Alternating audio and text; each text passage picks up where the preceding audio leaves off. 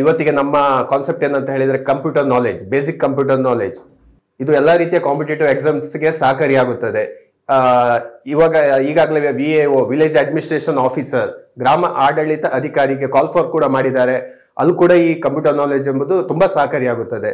So ನನ್ನ ಹೆಸರು ಗೌರವ್ ಶೆಟ್ಟಿ ಅಂತ. ನಾನು ಈಗಾಗಲೇ ಮಾಸ್ಟರ್ ಇನ್ ಎಲೆಕ್ಟ್ರಾನಿಕ್ ಮೀಡಿಯಾ ಕೋರ್ಸ್ನ ಕಂಪ್ಲೀಟ್ ಮಾಡಿ MNC ಕಂಪನಿಯಲ್ಲಿ ಉದ್ಯೋಗದಲ್ಲಿದ್ದೇನೆ. ಸೊ ಈ ಕಂಪ್ಯೂಟರ್ ನಾಲೆಜ್ ಬಗ್ಗೆ ನಿಮಗೆ ನಾನು ಇನ್ನಷ್ಟು ಮಾಹಿತಿಯನ್ನು ಕೊಡ್ತಾ ಇದ್ದೇನೆ ಈ PPT ಮೂಲಕ. ಬನ್ನಿ ಹಾಗಾದ್ರೆ ನೋಡೋಣ. ಸೊ ಇವತ್ತಿನ ಫಸ್ಟ್ ಕಾನ್ಸೆಪ್ಟ್ ಏನಂತ ಹೇಳಿದ್ರೆ IP ಅಡ್ರೆಸ್. ನೋಡಿ ಸ್ನೇಹಿತರೆ, ನಾವೇನು ಲೈಕ್ ನಿಮಗೆ ಈಗ ಓಲ್ಡ್ ಕಾನ್ಸೆಪ್ಟ್ ಏನು ಹೇಳ್ತಾ ಇಲ್ಲ. ಈಗ ಪ್ರೆಸೆಂಟ್ ನೀವು ಏನು ಡೇ ಟು ಡೇ ಏನು ಯೂಸ್ ಮಾಡ್ತಾ ಇದ್ದೀರಾ ಅದ್ರ ಬಗ್ಗೆ ನಿಮ್ಗೆ ಮಾಹಿತಿ ಕೊಡ್ತಿದ್ದೀನಿ. IP ಅಡ್ರೆಸ್ ನಿಮ್ಗೆ ಈಗಾಗಲೇ ಗೊತ್ತಿರೋ ಒಂದು ಕಾನ್ಸೆಪ್ಟ್ ಇದು.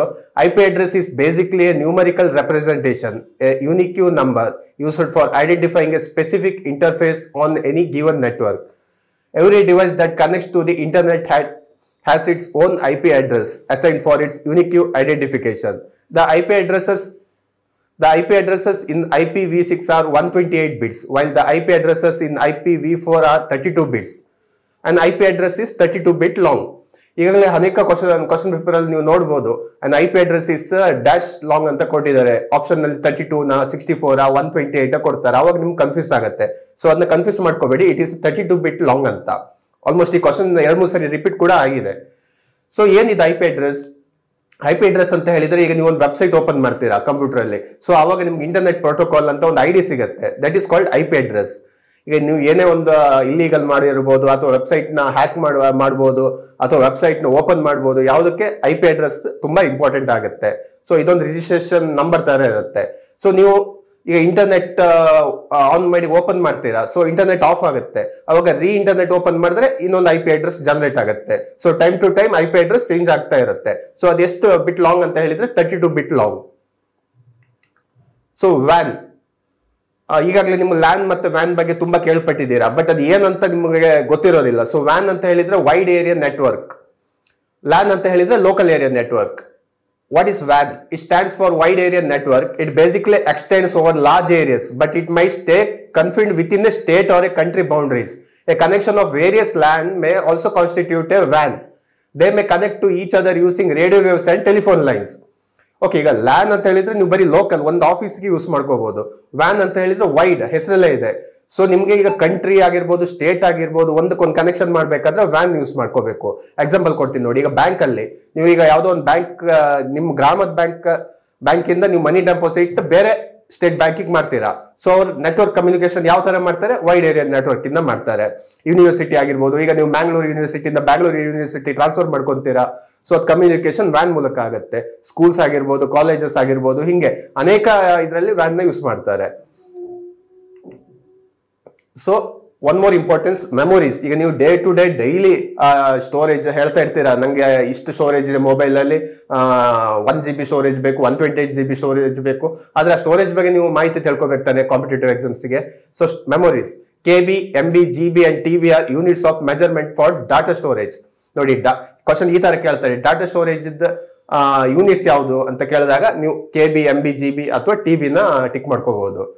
So and they stand for kilobyte, megabyte, gigabyte and terabyte respectively. Full forms ಕೇಳ್ಬಹುದು. ಸೊ ಈಗ 1000 ಬೈಟ್ ಸೇರಿ 1 ಕಿಲೋಬೈಟ್ ಆಗುತ್ತೆ. 1000 ಕಿಲೋಬೈಟ್ ಸೇರಿ 1 ಮೆಗಾಬೈಟ್ ಆಗುತ್ತೆ. 1000 ಮೆಗಾಬೈಟ್ ಸೇರಿ 1 ಗಿಗಾಬೈಟ್ ಆಗುತ್ತೆ. 1000 ಗಿಗಾಬೈಟ್ ಸೇರಿ 1 TB ಆಗುತ್ತೆ. ಸೊ ಇದು ತುಂಬಾ ಇಂಪಾರ್ಟೆಂಟ್. ಅನೇಕ ಎಕ್ಸಾಮ್ ನಲ್ಲಿ ಈಗಾಗಲೇ ರಿಪೀಟ್ ಕೂಡ ಆಗಿದೆ.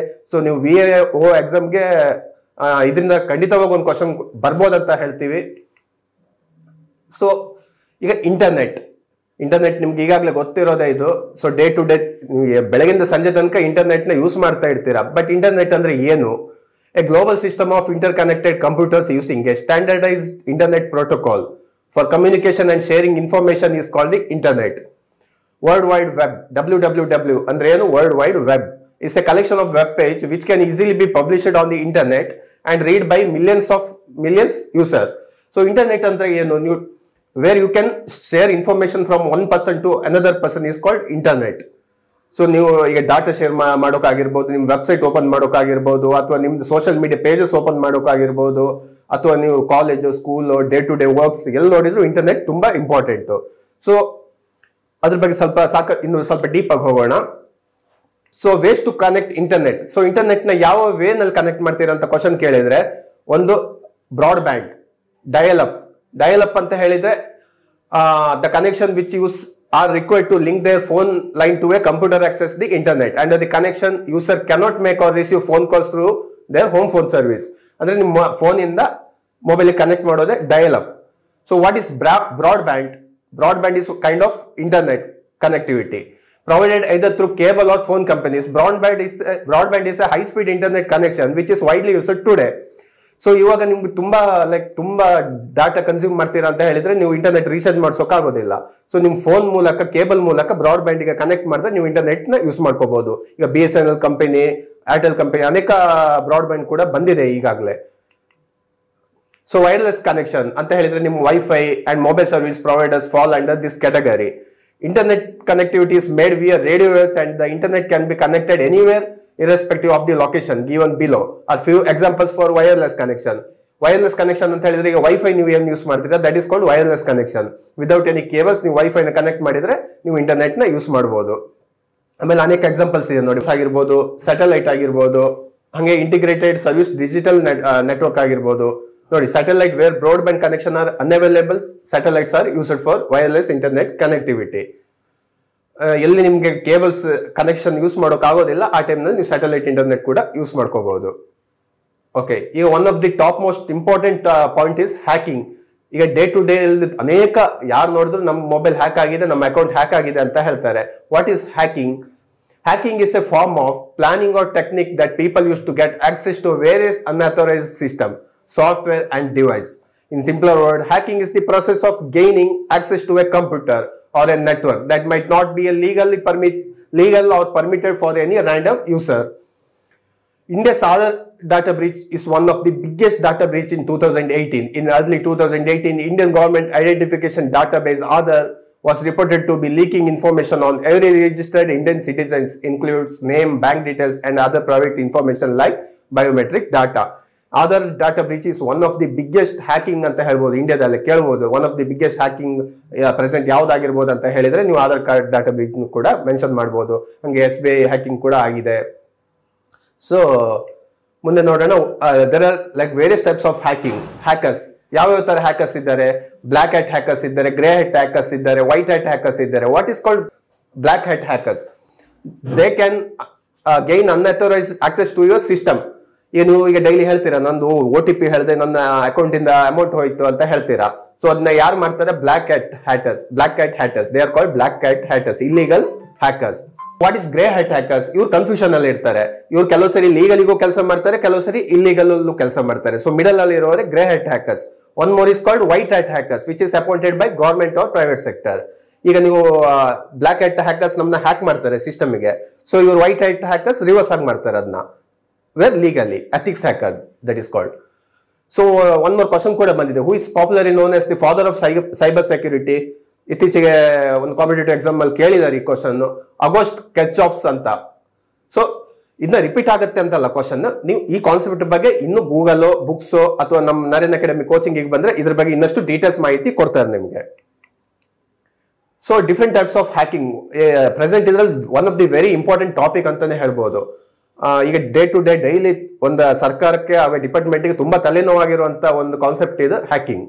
So malware is a short of malicious software. ಹೆಸರಲ್ಲ ಇದೆ ನೋಡಿ. Type of software that is specifically design to steal information or damage the system of its victim. ಅಂದ್ರೆ ಒಂದು ಮಾಲ್ವೇರ್ ಅಂತ ಹೇಳಿದ್ರೆ ಒಂದು ಆಪ್ ಬಿಡ್ತಾರೆ ಸಿಸ್ಟಮ್ಗೆ. ಸೊ ನಿಮ್ ಸಿಸ್ಟಮ್ ಕಂಪ್ಲೀಟ್ ಶಟ್ ಡೌನ್ ಆಗ್ಬಿಡ್ತದೆ. ಮಾಲ್ವೇರ್ ಅಂತ ಒಂದು ಮೆಲಿಷಿಯಸ್ ಆಪ್ ನ ಬಿಟ್ರೆ ನಿಮ್ ಸಿಸ್ಟಮ್ ಶಟ್ ಡೌನ್ ಆಗುತ್ತೆ ಕಂಪ್ಲೀಟ್.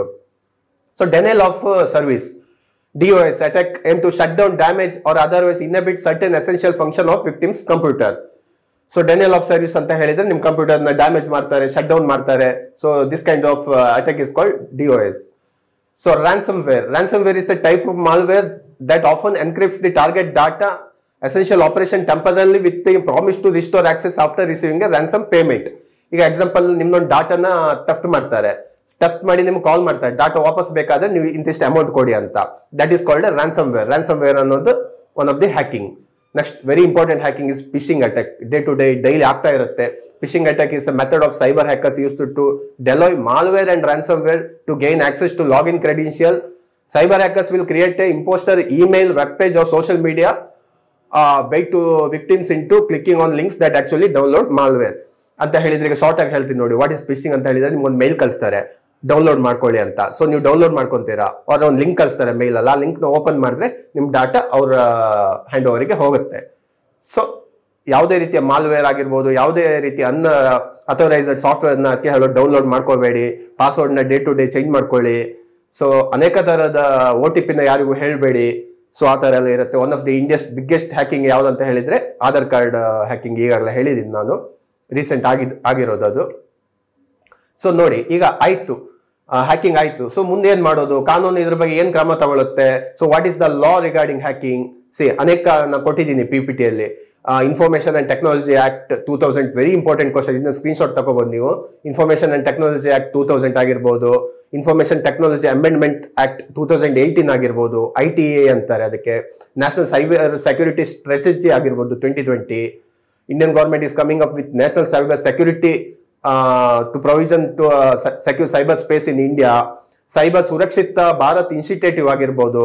ಸೊ ಗವರ್ಮೆಂಟ್ ಅನೇಕ ಸ್ಟೆಪ್ಸ್ ಕೂಡ ತಗೊಂಡಿದೆ. ನೀವು ಅದ್ರ ಬಗ್ಗೆ ಡೀಟೇಲ್ಸ್ ಆಗಿ ಓದ್ಬೋದು, ಸ್ಕ್ರೀನ್ ಶಾಟ್ ತಗೊಂಡು ಇದನ್ನ ನೋಟ್ ಮಾಡ್ಕೋಬಹುದು. ಸೊ ಈಗಾಗಲೇ ಹ್ಯಾಕಿಂಗ್ ಬಗ್ಗೆ ಆಯ್ತು, ಇಂಟರ್ನೆಟ್ ಬಗ್ಗೆ ಆಯ್ತು, ವ್ಯಾನ್ ಬಗ್ಗೆ ಹೇಳಿದೀನಿ. ಇವಾಗ what is full forms? Like ಕೆಲವು ಕಡೆ ಒಂದು ಶಾರ್ಟ್ ವರ್ಡ್ಸ್ ಕೊಟ್ಟು ಅದ್ರ ಫುಲ್ ಫಾರ್ಮ್ಸ್ ಗೆಸ್ ಮಾಡಿ ಅಂತ ಹೇಳ್ತಾರೆ. ಸೊ ಅದಕ್ಕೋಸ್ಕರ ಒಂದು ಇಂಪಾರ್ಟೆಂಟ್ ನೀವು ಡೇ ಟು ಡೇ ಯೂಸ್ ಮಾಡುವಂತ ಫುಲ್ ಫಾರ್ಮ್ಸ್ ನ ಕೊಟ್ಟಿದ್ದೀನಿ, ನೋಟ್ ಮಾಡ್ಕೊಳ್ಳಿ. Like example AFA all flash array ಅಂತೀವಿ, ಬೈಟ್ ಸ್ಟೋರೇಜ್ ಯೂನಿಟ್ ಅಂತೀವಿ, CPU ಸೆಂಟ್ರಲ್ ಪ್ರೊಸೆಸಿಂಗ್ ಯೂನಿಟ್ ಅಂತೀವಿ, ಹಾರ್ಡ್ ಡಿಸ್ಕ್ ಡ್ರೈವ್ ಆಗಿರ್ಬೋದು, LCD liquid crystal display, PC personal computer, PDF ನೋಡಿ, portal document format, RAM random access memory, ROM read only memory, ಈ ತರ ಅನೇಕ full form ಕೂಡ ಕೊಟ್ಟಿದ್ದೀನಿ, ಅದನ್ನ ನೋಟ್ ಮಾಡ್ಕೊಳ್ಳಿ. ಸೊ ಈಗ difference between RAM and ROM. So RAM ಅಂತ ಕೇಳಿದೀರ, ROM ಅಂತ ಕೇಳಿದೀರ. ಈಗ ನೀವು ಯಾವ್ದೋ ಮೊಬೈಲ್ ಕಂಪ್ಯೂಟರ್ ತಗೊಳ್ಳೋಕ್ ಹೋದಾಗ ನೀವು ಇಂಪಾರ್ಟೆಂಟ್ ಪಾಯಿಂಟ್ ಯಾವ ಕನ್ಸಿಡರ್ ಮಾಡ್ತೀರಾ ಅಂದ್ರೆ RAM. ಸೊ ಅದ್ರ ಡಿಫ್ರೆನ್ಸ್ ನೋಡಿ. Definition of RAM is random access memory, ROM is read only memory. Random access memory is expensive when compared to ROM. RAM ಸಿಕ್ಕಾಪಟ್ಟೆ ಕಾಸ್ಟ್ಲಿ. ಯಾವ್ದು expensive ಅಂತ ಕೇಳಿದ್ರೆ RAM ಮತ್ತು ROM ಅಲ್ಲಿ ನೀವು RAM ಗೆ ಟಿಕ್ ಹಾಕ್ಬೇಕು. So ROM is cheaper when compared to ROM. So the speed of random access memory is higher. ನೋಡಿ, RAM ಅನ್ನೋದು ಕಾಸ್ಟ್ಲಿನೂ ಆಗಿದೆ, ಸೊ ಸ್ಪೀಡ್ ಕೂಡ ಜಾಸ್ತಿ ಆಗಿದೆ. ನೀವು ಸೂಪರ್ ಕಂಪ್ಯೂಟರ್ ಇಂಥದ್ರಲ್ಲೆಲ್ಲ RAM ನ ಯೂಸ್ ಮಾಡ್ತಾರೆ, ಲ್ಯಾಪ್ಟಾಪ್ ಇದ್ರಲ್ಲೆಲ್ಲ. So RAM has a higher capacity when compared to ROM. ನೋಡಿ, ಕಾಸ್ಟ್ಲಿ ಕೂಡ ಹೌದು, ಫಾಸ್ಟ್ ಕೂಡ ಹೌದು, ಕೆಪಾಸಿಟಿ ಕೂಡ ಜಾಸ್ತಿ when compared to ROM. So data stored in RAM is used for a central processing unit ಅಂದ್ರೆ CPU to process current instruction. ಈಗ CPU ಯಾವ್ದು ಯೂಸ್ ಮಾಡ್ತಾರೆ? ROM ಅಲ್ಲ, RAM. ROM ಗೆ ಸಾಕಾಗೋದಿಲ್ಲ CPU ಇನ್ಸ್ಟ್ರಕ್ಷನ್ ರಿಸೀವ್ ಮಾಡೋಕೆ, ಸೊ RAM ನ use ಮಾಡ್ತೀವಿ. Data stored on RAM on the accessed by the CPU. So CPU ಯಾವ ಡಾಟಾನ ಆಕ್ಸೆಸ್ ಮಾಡುತ್ತೆ? RAM ಇದು. ಸೊ CPU ಕಾಸ್ಟ್ಲಿ, ಆಮೇಲೆ ತುಂಬಾ ಹೈಯರ್ ಕೆಪಾಸಿಟಿ ಕೂಡ ಹೌದು. ಸೊ ಅದನ್ನ ಇರೇಸ್ ಕೂಡ ಮಾಡೋಕ್ಕಾಗೋದಿಲ್ಲ. RAM data cannot be modified or erased comparing to ROM. So data of RAM is very valuable. ನೋಡಿ, ಕೊಟ್ಟಿದ್ದೀನಿ. ಕಂಪೇರಿಂಗ್ ಟು RAM ಈ ಡಾಟಾ ತುಂಬಾ ವ್ಯಾಲ್ಯೂಯೇಬಲ್ ಕೂಡ ಹೌದು. ಸೊ ಈಗಾಗಲೇ ಕೆಲವು ಎಕ್ಸಾಮ್ ನಲ್ಲಿ ಒಂದು ಸೆಲೆಕ್ಟೆಡ್ ಕ್ವಶನ್ ನಾವು ಈಗ ಸೆಲೆಕ್ಟ್ ಮಾಡಿ ನಾವು ನಿಮ್ ಮುಂದೆ ಕೊಟ್ಟಿದ್ದೀವಿ, MCQ multiple choice question. So ಇದ್ರ ಬಗ್ಗೆ ಸ್ವಲ್ಪ ಎಕ್ಸ್ಪ್ಲನೇಷನ್ ಕೊಡ್ತೀನಿ ನಿಮಗೆ. ಈಗ VO ಆಗಿರ್ಬೋದು, VO ಅಂತಲ್ಲ, ಅನೇಕ ಕಾಂಪಿಟೇಟಿವ್ ಎಕ್ಸಾಮ್ಗೆ ಇದು ಉಪಯೋಗ ಸಹಕಾರಿಯಾಗುತ್ತದೆ. So by default your documents print in dash mode, landscape, portrait, page setup, print. Landscape ಅಂತ ಹೇಳಿದ್ರೆ ಏನು? ರೆಕ್ಟಾಂಗಲ್ ಅಲ್ಲಿ ನೀವು ಇಮೇಜ್ ನೋಡ್ತೀರಲ್ಲ, ದಟ್ ಇಸ್ ಕಾಲ್ಡ್ ಲ್ಯಾಂಡ್ಸ್ಕೇಪ್. ನೆನ್ಪಿಟ್ಕೊಳ್ಳಿ, ಕೇಳಬಹುದು. ಪೋರ್ಟ್ರೈಟ್ ಅಂತ ಹೇಳಿದ್ರೆ ಸ್ಟ್ರೈಟ್ ಇದೆ ಅಲ್ಲ, that is called portrait. So answer is portrait. ನೀವು ಏನು ಪ್ರಿಂಟ್ ತೆಗೆಯುವಾಗ ಏನು ಆಪ್ಷನ್ ಚಾಯ್ಸ್ ಮಾಡೋದಿಲ್ಲ ಅಂದ್ರೆ ಆಟೋಮೆಟಿಕ್ ಪೋರ್ಟ್ರೈಟ್ ಅಲ್ಲಿ ಪ್ರಿಂಟ್ ಬರುತ್ತೆ. ಸೊ ಬೇರೆ ಬೇಕಂತ ಹೇಳಿದ್ರೆ ನೀವು ಸೆಟ್ಟಿಂಗ್ಸ್ ಮಾಡ್ಕೋಬೇಕು. MS Word is an example of operating system, processing device, application software, input device. ನೋಡಿ, ವಾಟ್ ಈಸ್ ಆಪರೇಟಿಂಗ್ ಸಿಸ್ಟಮ್? ನಿಮ್ CPU ಕೋಡಿಂಗ್ ಎಲ್ಲ ಮಾಡ್ತಿರಲ್ಲ, that is called operating system. What is processing device ಅಂತ ಹೇಳಿದ್ರೆ CPU, ಆಮೇಲೆ ಇದು ನಿಮ್ದು ಮಿಷಿನ್ಸ್ ಏನಿದೆ that is called processing device. Input device ಅಂತ ಹೇಳಿದ್ರೆ ಮೌಸ್ ಆಗಿರ್ಬೋದು, ಪೆನ್ ಡ್ರೈವ್ ಎಲ್ಲ ಇನ್ಪುಟ್ ಕೊಡ್ತಿರಲ್ಲ computer, that is called input device. So MS Word is example for application software, that is called software.